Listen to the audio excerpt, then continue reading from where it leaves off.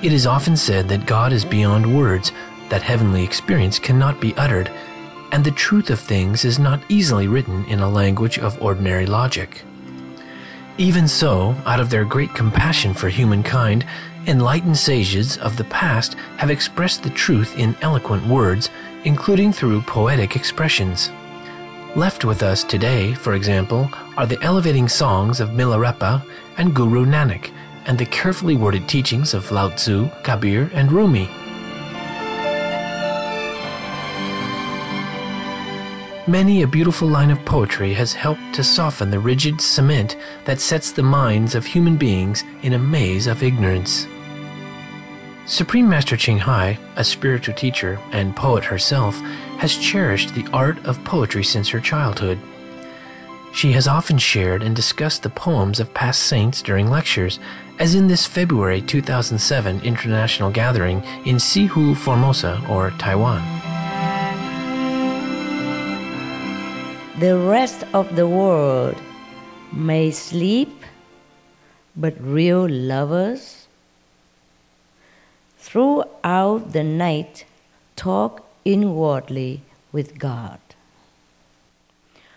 All through the night, God is calling us. Rise up. Use this time richly, you poor man. If you don't, you will burn with regret when your soul's separated from your body. Voila.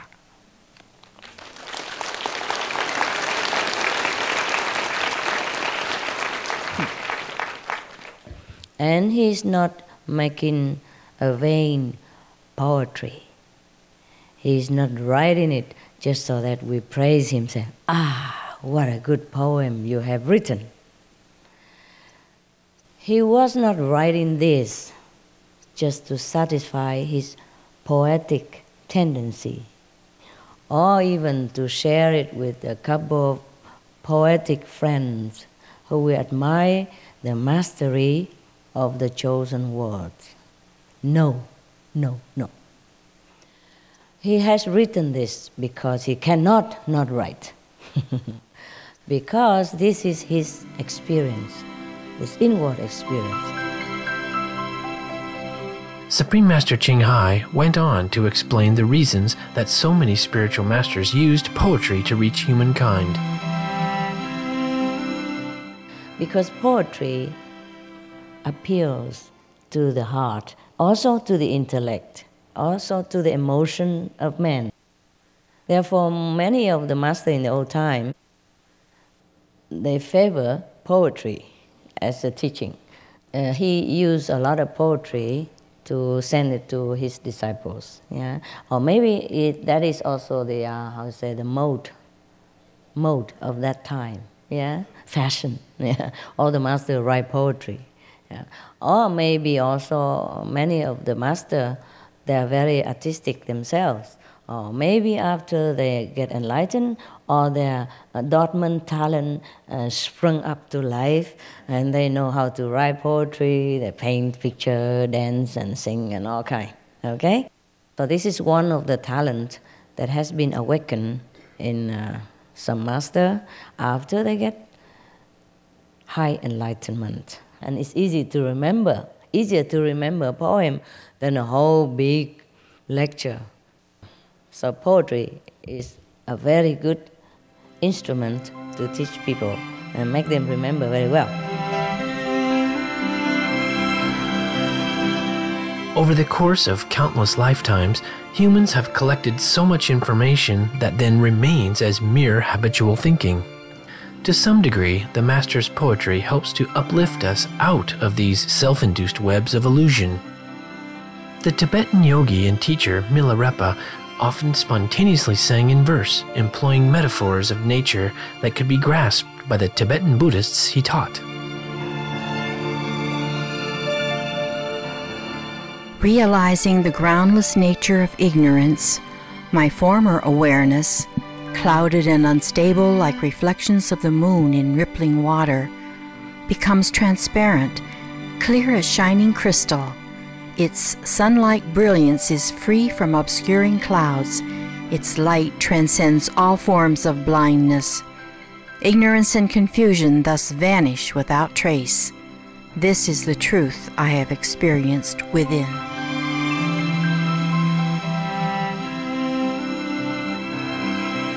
Guru Nanak, the first of the great Sikh masters, was very fond of the teaching method of using verses and music. He would often recite his own verses in order to expand people's consciousness. Accompanying him through his travels was the faithful Mardana, who played the rebab, a stringed musical instrument, as Guru Nanak sang. Drawings often depict them together. Guru Nanak was very fond of daily metaphors with meanings of the highest order. His words were originally in Punjabi, a language he is also credited with enriching through elements of Sanskrit and other languages. Guru Nanak himself, at his moment of enlightenment, uttered one concise line: "There is neither Hindu nor Muslim," meaning the experience of God is beyond religion. The experience of his enlightenment itself was indeed beyond any words. Yet Guru Nanak knew the beneficial effect that devotional song and poetry might produce upon those sincerely yearning to be free.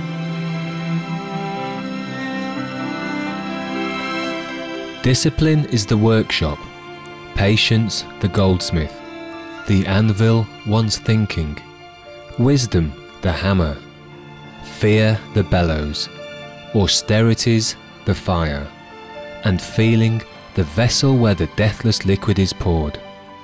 In such a true mint is forged the word, and those on whom he looks do their rightful deeds. Nanak says, "The one who sees, sees. He observes." It was Siddhartha Gautama, or Shakyamuni Buddha, who once said that there are perhaps 84,000 methods a spiritual master might employ to enlighten people. This is according to how many different ways a person's mind may need to be unraveled and how many karmic bonds must be severed. Naturally, Lord Buddha concentrated his teachings in poetic words. Thus, the ground was made fertile for planting the true seed of enlightenment. Those who are slaves to passions run down with the stream of desires as a spider runs down the web which he has made himself. When they have cut this at last, wise people leave the world free from cares, leaving all affection behind. Meanwhile, other spiritual teachers have used the poetic form to convey deep symbolic meanings that are rooted in the consciousness of many. The Mahabharata is a fantastic Hindu epic which was written millennia ago, whose tales are deeply imprinted on the consciousness of many Hindus. Perhaps it is why Indian guru Sri Aurobindo chose this culturally familiar love story of Savitri and Satyavan as the platform for his 12-volume, 20,000-line epic Savitri. The tale of Savitri and Satyavan, Sri Aurobindo explained, is one of the symbolic myths of the Vedic cycle. Satyavan is the soul carrying the divine truth of being within itself, but descended into the grip of death and ignorance.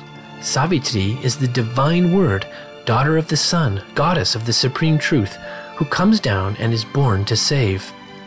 Sri Aurobindo's verses seek to uncover the veiled mysteries of the universe and the purpose of existence within its grandeur.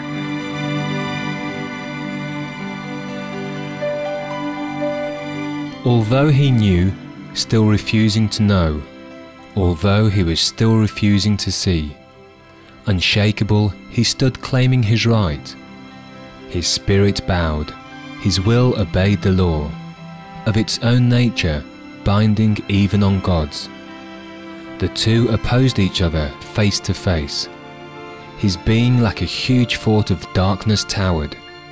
Around it her light grew, an ocean siege. In what appears to be the climax of the poem, Satyavan, who fights to remain attached to the negativity of his ego, eventually can only surrender to Savitri's overwhelming universal light.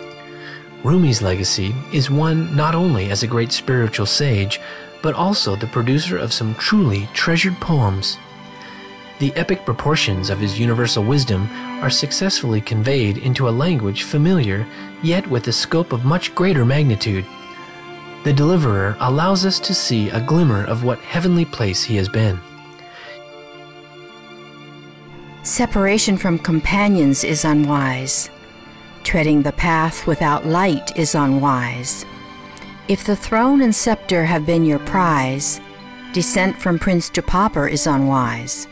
For, beloved, the you in you is disguise. To focus on the you in you is unwise. If once to heavenly abundance you rise, desperation and impotence is unwise. Hear the thief's greedy and fearful cries. Fraudulent deception, too, is unwise. Able body, chains and shackles and ties. Idleness of such a body is unwise. Your foothold gone, your soul freely flies. Wingless and featherless flight is unwise. Given wings, reach only for godly skies. Flying away from God's will is unwise. To you, Phoenix demise is mere lies. Phoenix running from fire is unwise.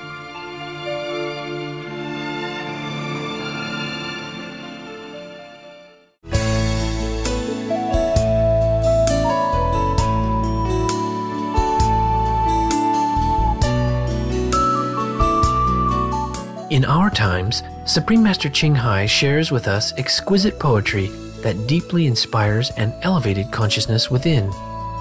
Her verses from earlier years encompass the wide range of human life experiences, traversing memories of past lifetimes and evoking longing for God's solace and illumination. Other poems express the heart of one who has finally found reunion with the divine. Still others lovingly give voices and sympathy to the beings like the animals, the trees, the earth, in their plights of despair and silent suffering. People from diverse cultures, including artists, musicians, poets, and writers, have extolled and celebrated Supreme Master Ching Hai's poetry for their generous depth in meaning and richness in style. Moved by Supreme Master Ching Hai's pure and heartfelt love in her lyrical expressions, many distinguished composers have set her verses to music, including American award-winning composers David Benoit, Bill Conti, Fred Karlin, Al Kasha, and Bob Kulick, and legendary Alicis or Vietnamese composers such as Pham Huy. As our program concludes, we invite you to listen to the poem Eternal Beloved, composed and recited by Supreme Master Ching Hai. Ta xuống tìm em dưới cõi chân, người yêu truyền kiếp của trầm luân.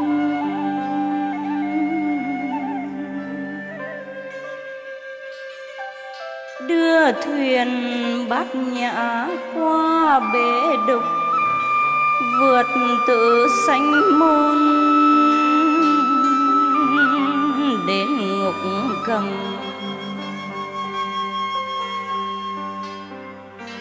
Ta dõi tìm em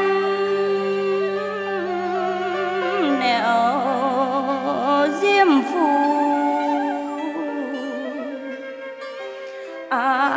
tăng kỳ kiếp dấu thiên thu.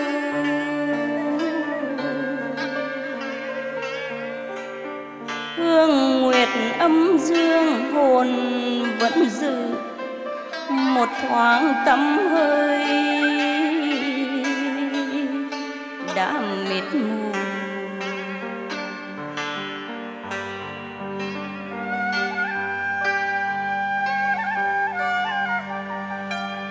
Em đã về đâu muôn nẻo mi,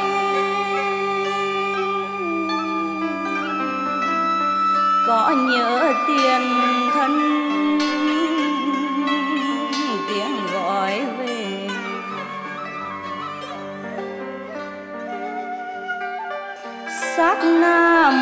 tưởng nghìn duyên khởi, nhục thể vùi chôn những nguyện thề.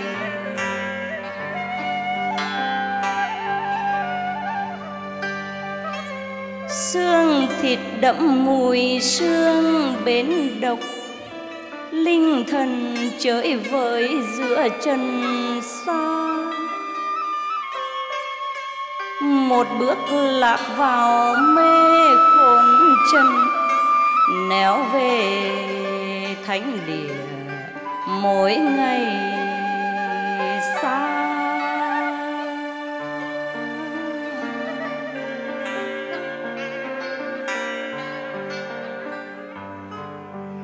Ta đến tìm em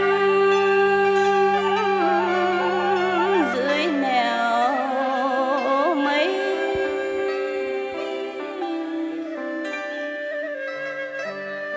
hào quang thánh nhạc đóa sen đầy.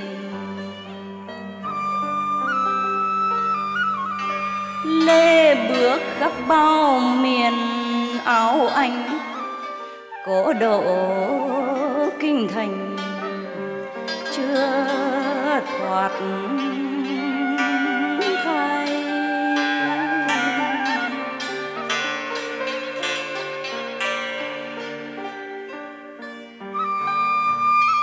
Ta đến rồi đây em biết không, bên ta còn nở đóa sen hồng. Chờ em mấy kiếp hồn chứa mỏi,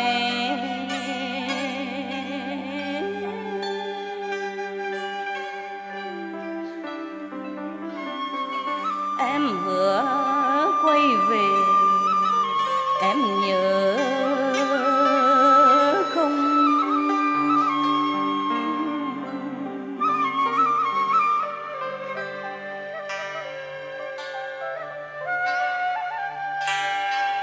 Hãy đến cùng ta tựa thuở nào, càn khôn chưa dậy vệt âm hao.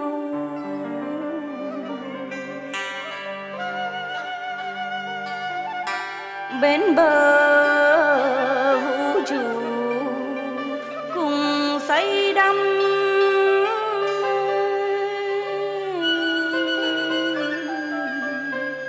giáo hương nhất nguyệt cõi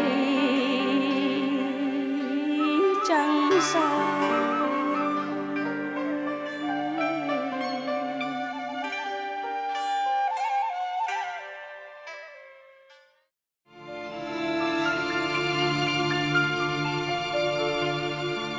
We are grateful to Supreme Master Ching Hai and all the masters of the past and present who have shared with the world the most cherished messages from above, especially through poetry. May the verses awaken and comfort ever more souls in the special way that they do. Thank you, loving viewers, for your company today on A Journey Through Aesthetic Realms. Please stay tuned to Supreme Master Television for our noble lineage next after noteworthy news. May the divine word within soothe your soul.